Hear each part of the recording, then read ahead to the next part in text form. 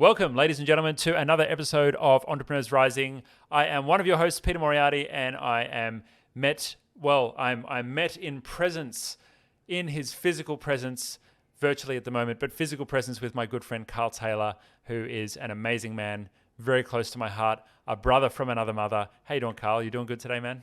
I'm doing really good. I'm excited for today's episode and I'm touched by your introduction. Awesome. Well, I'm touched by only myself at the moment. And I guess you are as well on lockdown currently. But let's get into it. I'm super excited about this as well because we're talking about a system and a framework for understanding yourself as an entrepreneur. And that system is called Wealth Dynamics. It's created by someone called Roger James Hamilton, but I'm fairly certain it's based on Jungian psychology and a bunch of other stuff of which I don't have the references for in front of me, so I will not speculate. However, this framework and different archetypes of entrepreneurs has been so meaningful for me. It's made things, it's just helped me to understand myself, but it's also helped me to architect really powerful teams of people around me that complement each other, and find ways of working together that really, really just feels in flow. And I'm just so excited to share that with to you, the listener. Carl, what about you? Yeah, well, I don't remember exactly when it was that I first came across Wealth Dynamics, but when I did discover it, it was pretty profound. It was interesting. I remember reading the sales page before I did the quiz and I was like, oh yeah, I think I know what I am. And then I did the quiz and yes, it came back pretty well, exactly what I thought, a few extra distinctions. But what that really helped open up, as you said, was, okay, understanding yourself is so powerful to start connecting dots and go, oh, it makes sense why I really enjoy this. And that makes sense that this is kind of what I've been doing. But then to look at it and go, that's why when I hired that person to do that role, they really sucked at it because they were the wrong Wealth Dynamics profile for that role. Or, Yep. Hey, actually, you know what? I suck at that area. That's the part that I need to find people who've got that skill set and plug them into the business, either as a full-timer, contractor, or an agency. Doesn't matter. I just need to plug that hole. And so that's the power I found from understanding Wealth Dynamics. There's the self-knowledge, but as you say, the ability to then use it for recruitment, managing team members, and knowing what roles to divvy up to who, and to ensure that everyone's playing to their strengths and the things that they find fun. So I love this profile. And I love the simplicity of it as well. It's super simple. Yeah. I think step number one is knowing yourself, really. And when you know what your strengths are, your areas where you're not so strong, and being able to understand, okay, well, where can you strategically place yourself so you're going to be most effective? That's the game. Because once you know that and you work that out, you kind of stop banging your head against the wall and just making mistakes or hoping that things are going to work out, but messing them up. And so for me, when I first found this, I really understood, as I said, who I was and who I needed to surround myself by. But what that really opened up for me was a new way of working where I appreciated people for their different strengths. And for me, the game of business became about putting people in the right seats, putting people in a place where they can really excel and they can really do what they love. And Jim Collins, in his book, Good to Great, talks about getting the right people on the bus and the wrong people off the bus. That's super duper important. But there's a second thing that he says about that is then after you've done that, then you work out how to put the right people in their right seats. And that's what this profile is all about. So you can head along to, I think it's UGenius or iGenius. If you Google Wealth Dynamics, you'll find it really easily. The test is online. I think it's about $100. There's a little trick though. If you go to the website and then you browse away from the website, you'll get retargeted pretty quickly with some discount codes and those kind of things. So I usually recommend that to anyone who wants to have a crack at it. But let's talk a bit about how it actually applies in a business. Okay, you take this test and it's going to tell you who you are. It's going to tell you an archetype that you are kind of gravitating towards based on behaviors and the way that you work through different situations. Now, you may be a creator who's all about birthing things into the world. You may be a mechanic who's all about tweaking the system and improving things. You might be a lord who's a bit more about accumulation and kind of lording over things. There is a trader archetype who's about doing deals and finding arbitrage. And there's a supporter archetype who's more of someone who's going to be supporting others to shine. Speaking of shining, there's the star archetype who's about either shining themselves or holding other people up and shining the light on them. So and there's the deal maker as well. Can't forget the deal them. maker as well. They love to do the acquisitions and deals and all of that. I think we've covered just about everyone. And each one of these will come with its different, strengths and weaknesses and different ways of relating, and some of them are introverted and extroverted and different, kind of energies that are attached to them. Now, the point of this is you'll go through and you'll kind of find your profile, and then you'll get a bit of an idea of okay, how you operate and where your strengths are, but then also what kind of people you need to have around you to really help you to shine. One of the examples of that, many entrepreneurs are creators. My partner is a super high, strong creator. She is creating all day long. But what she really needs to help support her is a supporter, because a supporter is going to be someone who can help catch the ball when she throws it and help actually put things into place for the creator and actually follow through and execute on some of the crazy ideas and dreams that they have. When you have someone who is a mechanic, which that's my primary profile that I gravitate most towards, a mechanic needs someone who is a star to be doing promotion, maybe an affiliate, maybe someone who speaks the good word about what they're doing, or someone else who can shine light on the work that they're doing, so the mechanic can be more in their happy place, which is in the back room, tweaking with the system and improving it. So hopefully you're starting to get the idea that these archetypes will shine light on you, but also shine light on, well, what are the team dynamics that you need to create in the people that are around you to be successful in the business and in your team. I think it's also important to note that I think one of the most powerful parts about wealth dynamics, and why is it called wealth dynamics? Because it's about how do you best create wealth is the idea behind it. How do you best generate wealth? For the entrepreneur, creator. But maybe if you're more of a deal maker, you're going and doing a whole bunch of property deals, right? Like maybe that's your business or your medium to wealth. Trader, what comes more to mind obviously is share trading, but that may not be the only way you trade. But the one that's really important, I think, is it helps you understand what mentors, what models do you want to model, right? Because if you're a creator and you're going and trying to learn from someone who's a deal maker, sure, you can go and learn those skills and you can go and apply it, but you may find it a lot more challenging to get the same results. You may find it more challenging to feel good doing what they're recommending doing because you're excited by the opportunity that they created, but it worked for them because they're playing in their power, in their archetype of what they're really great at. And so the creator, the people who are really strong creator, which I am a creator, is my primary archetype. And what really resonates is we're strong visionaries. And when you're a really strong visionary, you're living in the future a lot, you're very optimistic, but the people that you want to most model, at least I do, is I think about the Richard Bransons of the world. The creators are the people who have the ideas and they have the teams who help execute and get those ideas done.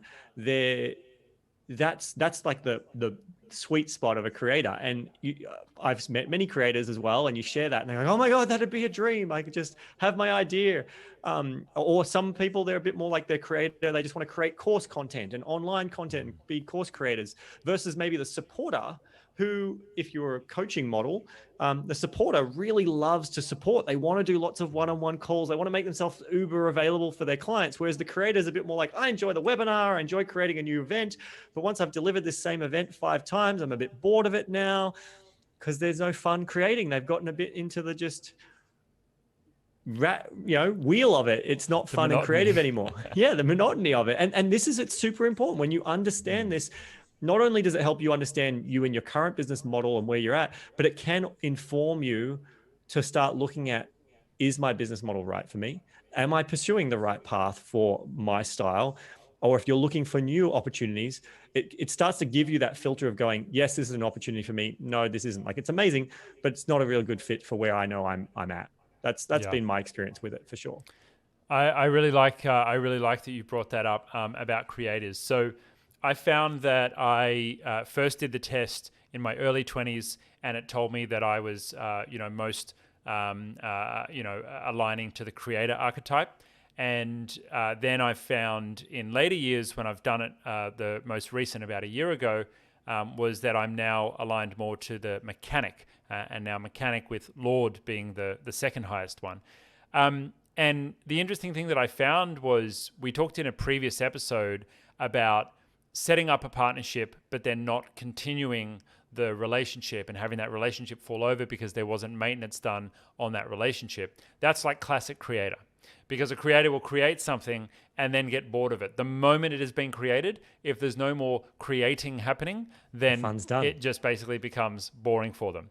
And so each profile is going to have their strengths, and then they're going to have the weaknesses and the things they really need help with as well. I'm thinking now about me gravitating more towards being a mechanic. What's really interesting to me is continually tweaking the system, right? Improving the system, tweaking, making changes, making improvements. But you can over-improve something, or you can over-tweak something, right? And sometimes a mechanic will want to make a mess just so they can put things back together again and fix them. And so I've got to be really careful with my team that I don't get into the stage of breaking things when they're already actually working fine. Oh, dude, I can relate to that a lot. I'm a creator and my secondary is mechanic. So, I'm tweaking, and then I get to use my creative brain by going, oh, there's a new problem that we can tweak. Let's create a brand new solution for it. And then, cool, now that's been done. Let's not actually really communicate that to clients that it's been done, because that, job's done. Create this, problem solved. Let's get back to tweaking. What else can we tweak? What else can we change? So, and you get to a point where you then look back and you go, wow, we've done a lot of stuff we probably never needed to do. So I completely relate to that.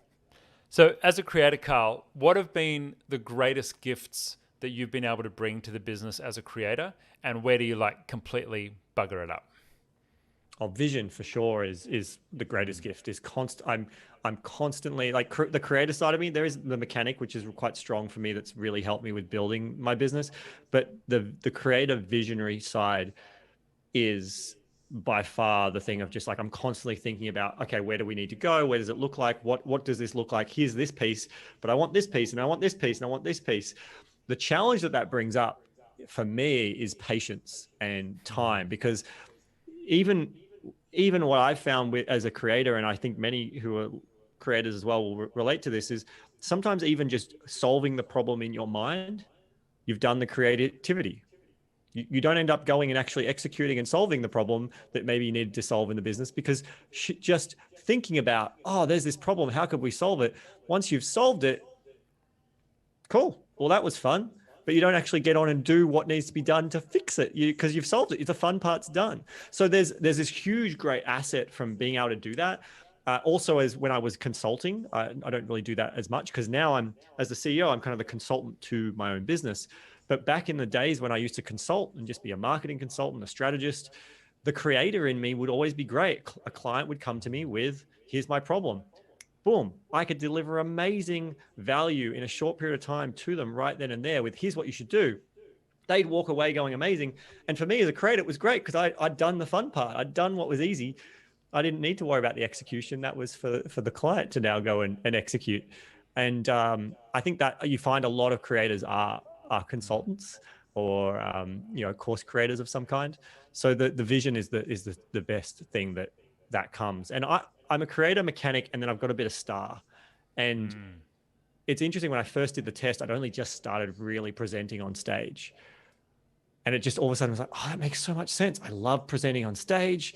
I love coming up with new ideas. But if I do a presentation, if I've done the same presentation more than 5 times, I get bored of it. And I'm like, oh, It doesn't have the fun anymore because I love the creating of the presentation before I present it. And then there's the mechanic part of me that would like, how do I systemize the hell out of this thing? So yeah. What about you though, as a mechanic with a bit of Lord now? What do you think that has really brought in both strengths and maybe challenges? You've mentioned one challenge, but what else has shown up in your businesses?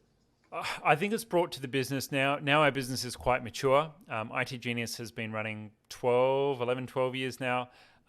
It's established. It's got a large recurring revenue base. It's still growing and scaling, but it doesn't really need the fiery energy of a creator creating heaps of new things. It actually needs a bit more, in my opinion, of a shepherd, just gently, massaging it along the way.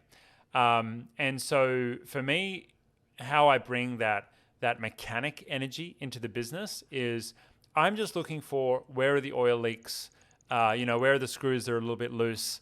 And the ideas that I share are less about me jumping in and creating something and then having people scurry around me to follow on.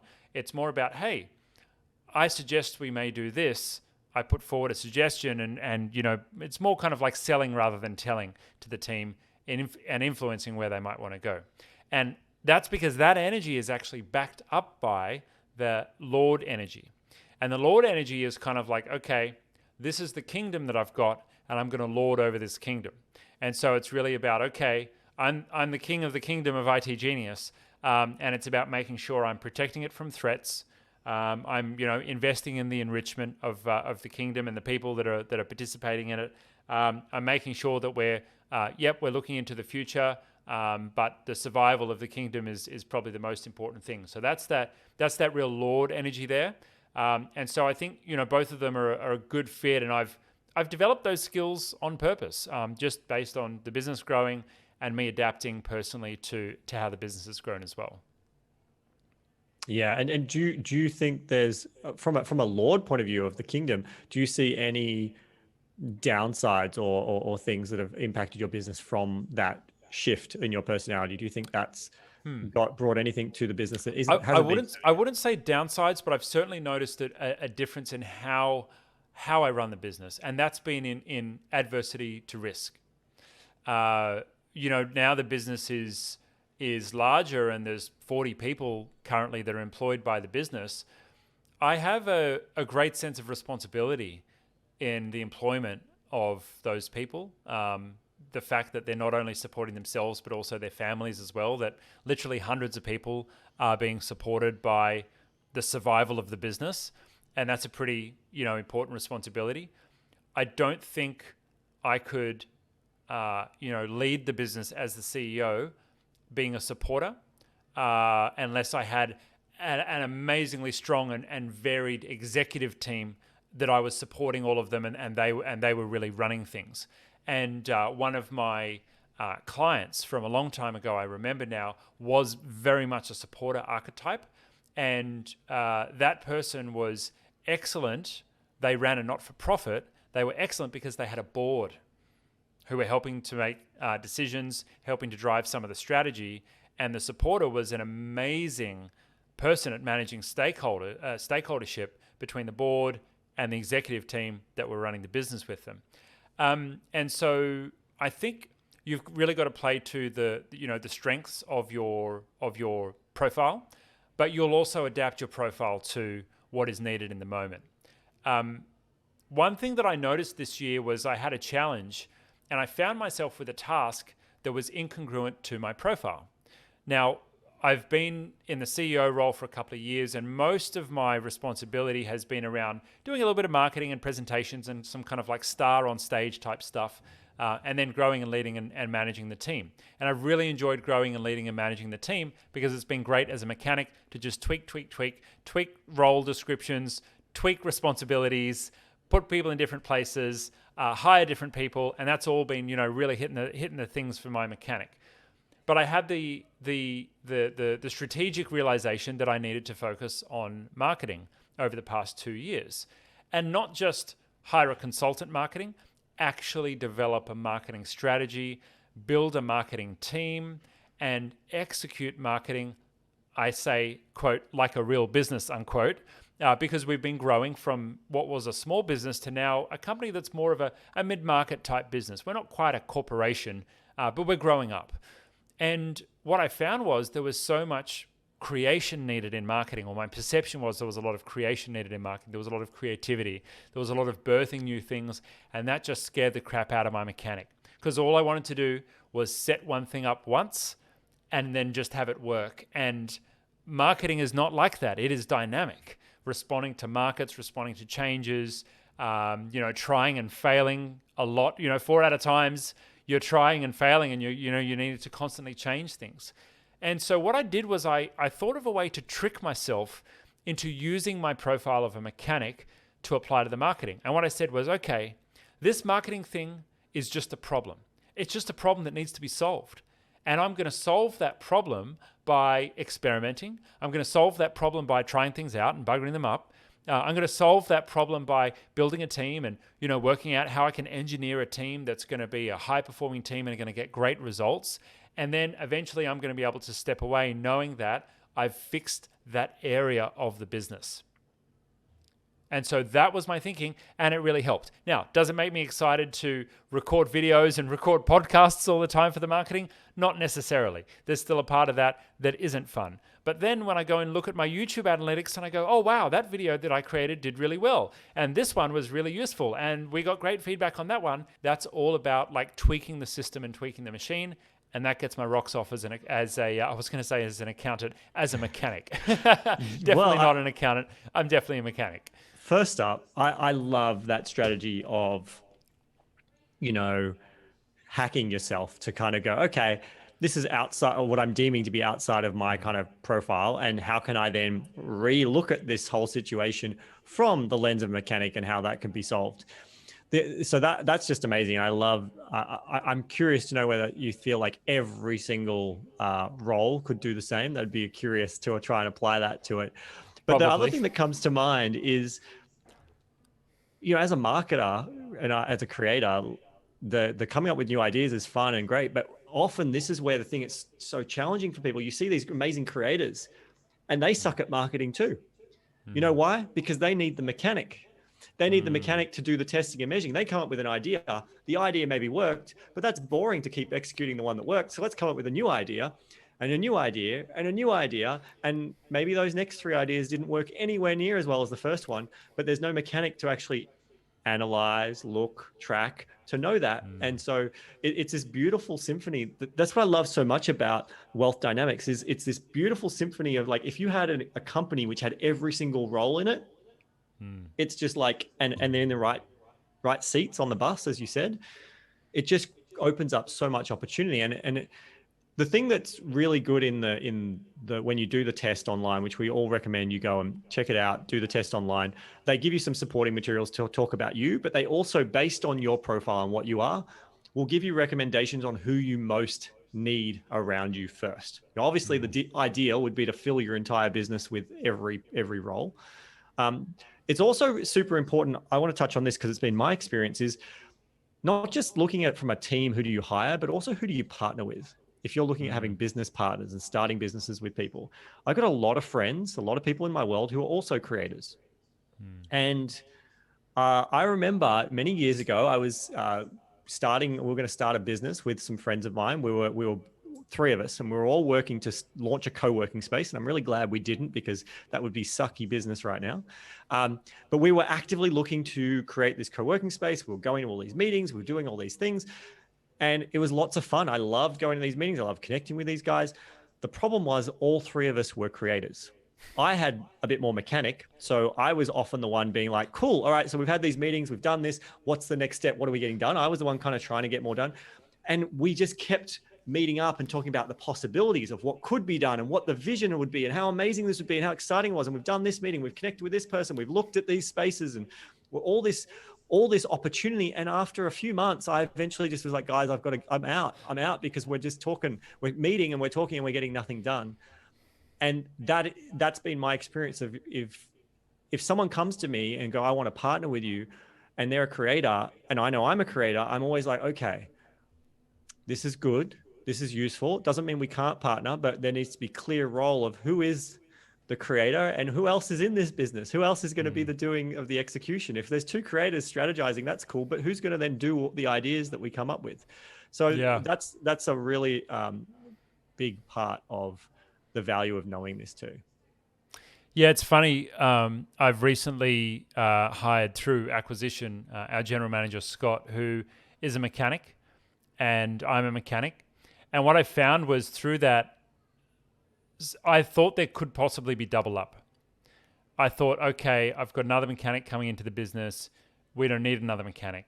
And what I instead found was that I was able to relinquish a lot of things that I was doing that maybe weren't the best use of my time.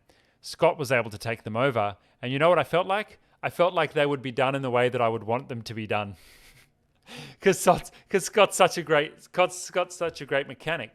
And it actually allowed me to step a tiny bit more into my creator. And so it's so interesting that after this journey of me with discipline and intention, really bringing out the mechanic in myself to grow the business, now having someone, really support that area of the business, I'm able to bring in a bit more of what the business needs right now, which is a bit of creator energy.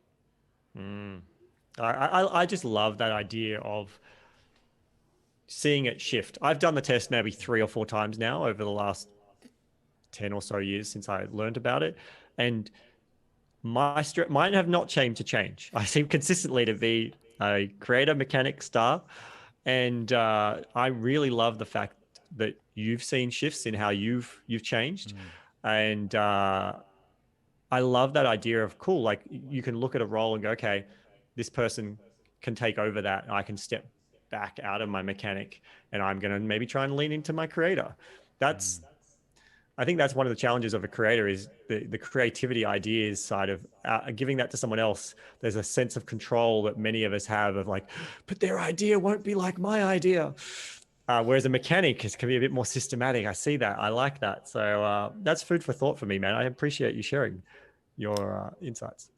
I like that. So your profile itself may not have changed, but I'm curious, over the years, what ways have you found that you've changed, within this modality or within the ways that you've been working? Like, you've done this, people might, read this once and it's like a horoscope. It's like, oh, that's the person I am. But, we've both been on a journey of years of kind of being aware of this. How's that shown up over time for you? It's mostly shown up in, I just see it in my own behavior. I see it in the things I gravitate to do that feel fun. And like, for example, I've many times, and I've started building a software as a service product, like why? Because there's the mechanic side of me that's like, oh, we can improve this and change this. And then the creator has to go and scope out and design and think through all the possible opportunities that need to be in scope for this. And they'll over engineer this great feature. It's amazing when we launch it, but it takes a lot longer than maybe if I just did a little tweak.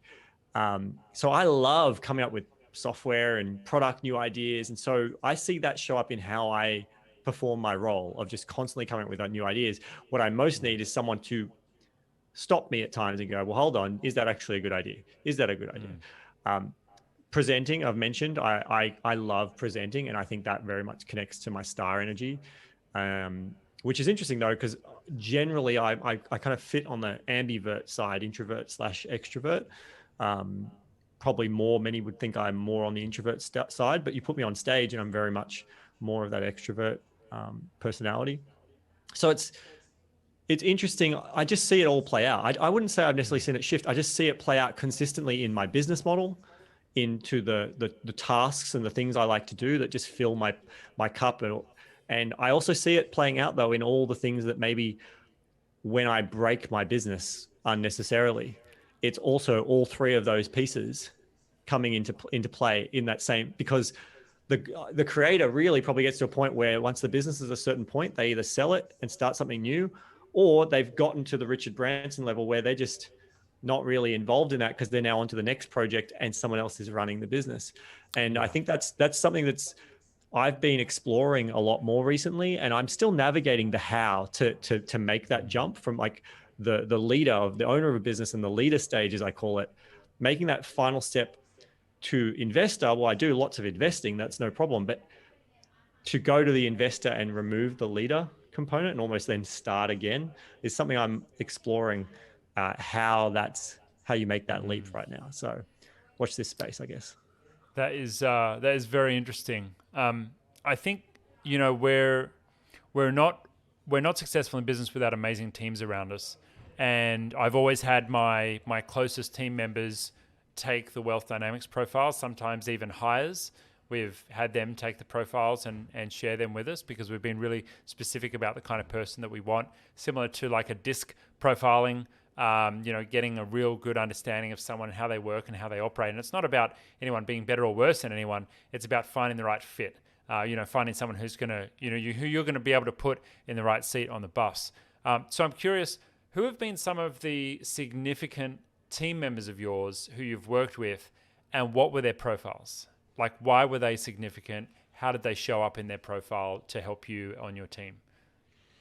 Well, definitely one of our, like the people we have who get on the phone have far more of a supporter in them. The people who are going to be more sales and connecting with customers, they're definitely more in the supporter role. We actively look for that. Some of my best, obviously we work with a lot of technical stuff. So majority of my team are highly mechanic. Our designers, highly creative.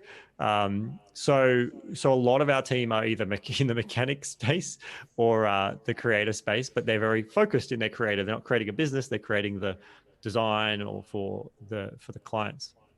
When it comes to more the management level, though,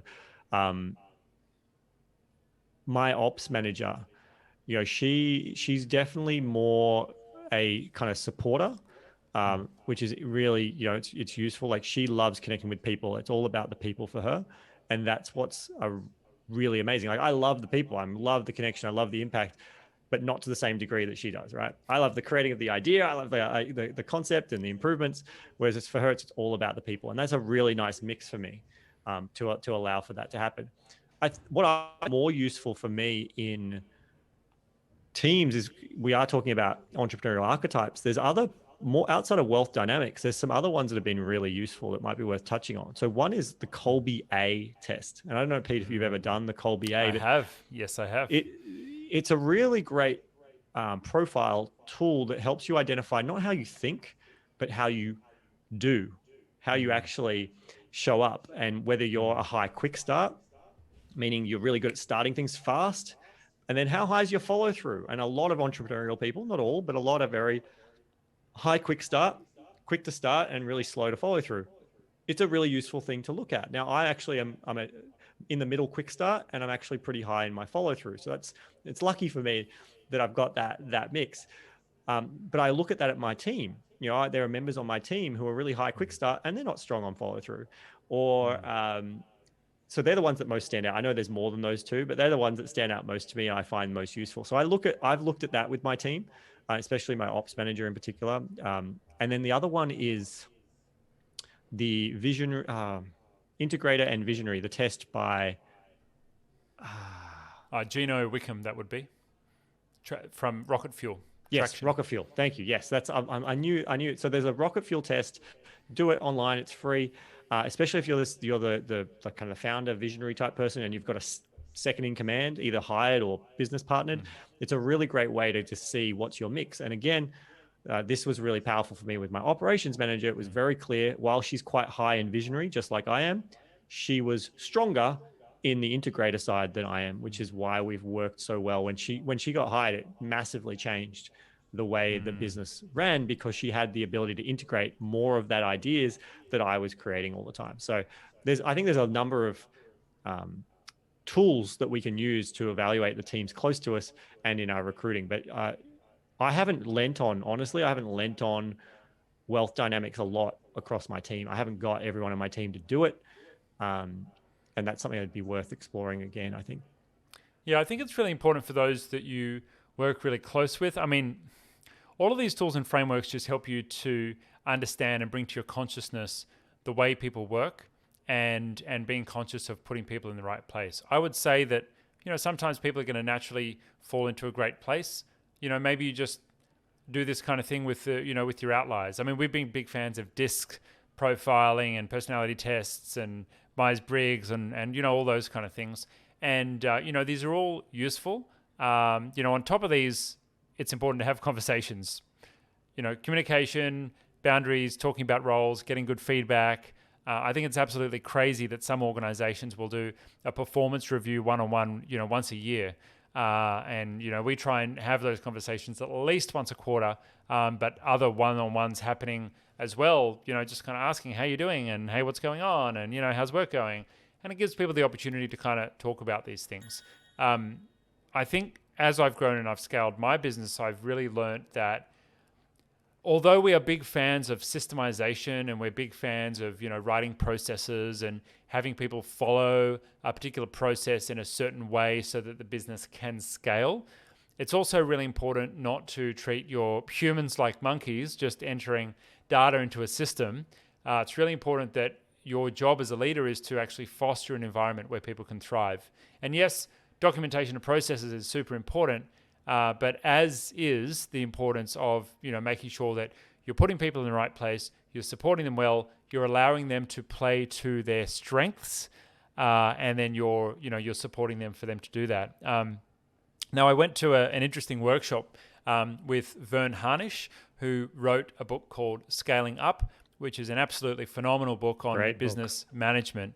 And in that presentation, they shared some research that was done on the motivators for employees. Now, the number 4 out of the top 4 motivators for employees is their remuneration, how much they're being paid. Their number 3 is line of sight. Is the business moving in a certain direction that I'm happy with and that I'm comfortable with? Number 2 is, am I making a contribution? Is what I'm doing actually affecting moving towards that goal for the company? But the number 1, the highest motivator for employees was actually, am I playing to my strengths? And so, a system and a profile like this allows you to understand more intrinsically your team, and then work with them to play to their strengths. And that's where motivation comes from. There's another fantastic book on this topic called Drive by Daniel Pink, and it talks about the difference between extrinsic motivators like bonuses and profit shares and those kind of things, and intrinsic motivators like mastery and purpose and doing things because they feel good rather than because somebody's telling you to. All of this is about how can you foster an environment where people can really thrive, and I'm a big believer in that. And for me, what ticks my boxes is having an A-class team around me and doing cool things. My ultimate creation is the business and creating an organization. Sometimes I've been called a capitalist fetishist, and I'm very happy to wear that label proud. And it's because business is to me, it's a creation. It's the ultimate creation for an entrepreneur. But what really, really jazzes me is, can I put a bunch of people together and can I get them in their genius zone where they're loving what they're doing, they're achieving their version of mastery, they're going home every day feeling like a winner. And so I think, these archetypes are not only about you, they're about your team as well, and helping you get insights into how everyone can win. I love that, man. I think that's, it's a beautiful way of looking at it. For me, I think about business. I guess even though as a creator, I don't necessarily look at it as a creation. It is, but I don't think of it that way. I see it as a great contributor and a great way to be able to contribute through team members, through clients, what we do for clients, and then also through creating jobs, contributing. So I love that idea that it's the ultimate creation that then contributes. So it's a really nice mashup there. I love you sharing that. I think that we can wrap this puppy up and just say, if you haven't already gone to the website, and we don't remember it off the top of our head, but if you go into Google and you type in Wealth Dynamics Profile or Wealth Dynamics Test, it will find you a link. We'll make sure it's in the show notes anyway, but you'll find a link. It's about $100 to do the test. Maybe, I don't know, what do you reckon, half an hour to an hour max to probably fill this in? Oh, less than that. No, it's like 15 minutes. Yeah, all right. And it's wealthdynamics.com. I just checked. Oh, perfect. Wealthdynamics.com. go in, order this test, do it for yourself. If you've got a big team around you or a close knit team, or you're a small company, get the whole team to do it. It's going to be very illuminating for all of you, I'm sure. Both in the business and out. As we said, ultimately, this is about wealth creation. So if you are currently an employee and don't have a business, it's going to also help you identify what might be the better wealth creation models to pursue and look at mentors in that space. So as always, this has been an incredible show. I'm so grateful to be joined by our co-host, Peter Moriarty, and to share all of his wisdom and how he applies these things in his businesses and being able to share that to you. As always, we would love to hear your feedback. Did you like the show? Did you hate it? Did you like me more than Pete? Just let us know. Leave a review. We love to let other people know how the show's going, and we really genuinely like to read the reviews on your favorite podcasting episode of show tool. My brain's a little foggy right now and I'm not making much sense. So we're calling this episode done. Check us out at rising.show. That's where you get all the show notes and all the previous episodes. We can't wait to connect with you on a future episode. Any final remarks, Pete?